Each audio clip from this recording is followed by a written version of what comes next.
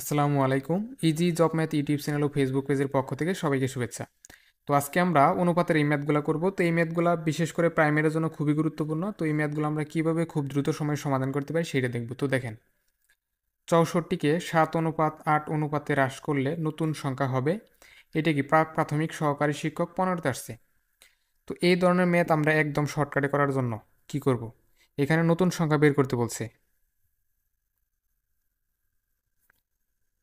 তো নতুন সংখ্যা বের করার জন্য এইখানে যে সংখ্যা দেওয়া থাকবে, এই সংখ্যাকে আমরা ছোট অনুপাত দ্বারা গুণ করব। তো এখানে ছোট অনুপাত কত? 7। তো 7 দ্বারা আমরা গুণ করব। ভাগ করব হচ্ছে বড় অনুপাত দ্বারা। তো এখানে বড় অনুপাত কত? 8। তো 8 দ্বারা আমরা ভাগ করব। তখন কত হচ্ছে? তো কাটাকাটি করলে 8 আটা হচ্ছে 64। তো 7 আটা হচ্ছে 56।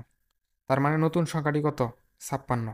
অর্থাৎ 64কে 7:8 অনুপাতে হ্রাস করলে নতুন সংখ্যা হবে 56। তো এটি হচ্ছে অ্যান্সার। তো তারপর দেখেন সেম ম্যাথ, 63কে 8:9 অনুপাতে হ্রাস করলে নতুন সংখ্যা হবে। এটা কি প্রাথমিক বিদ্যালয়ের সহকারী শিক্ষক 13তে আসছে।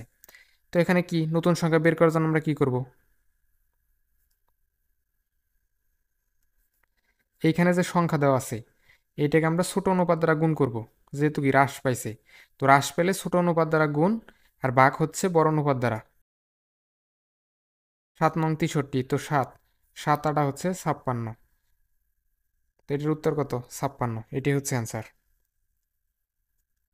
তো তারপর দেখেন 24কে 7:6 অনুপাতে বৃদ্ধি করলে নতুন সংখ্যা হবে। এটি কি প্রাক প্রাথমিক সহকারী শিক্ষক 13তে আসছে। তো বৃদ্ধির কথা উল্লেখ থাকলে কি করতে হবে? এইখানে যে সংখ্যা থাকবে এই সংখ্যাকে এইখানে বড় অনুপাত দ্বারা গুণ করতে হবে। তো বড় অনুপাত কত? 7। ভাগ করতে হবে ছোট অনুপাত দ্বারা। তো এখন কাটাকাটি করলে কত হয়? 4 6 24, 4 4 7 হচ্ছে 28। তো 24কে 7:6 অনুপাতে বৃদ্ধি করলে নতুন সংখ্যা হবে 28। তো এটি হচ্ছে অ্যান্সার। তো তারপর দেখেন 56কে 8:7 অনুপাতে হ্রাস করলে নতুন সংখ্যা হবে। এটা কি ডাক বিভাগের পোস্টাল অপারেটর 2016তে আসছে। তো এই ম্যাথটা হচ্ছে আমরা যে প্রথমে দুইটা ম্যাথ করলাম ওই দুইটার ম্যাথের মতো সেম। তো এই ম্যাথটা আপনারা করে কমেন্টে জানাবেন।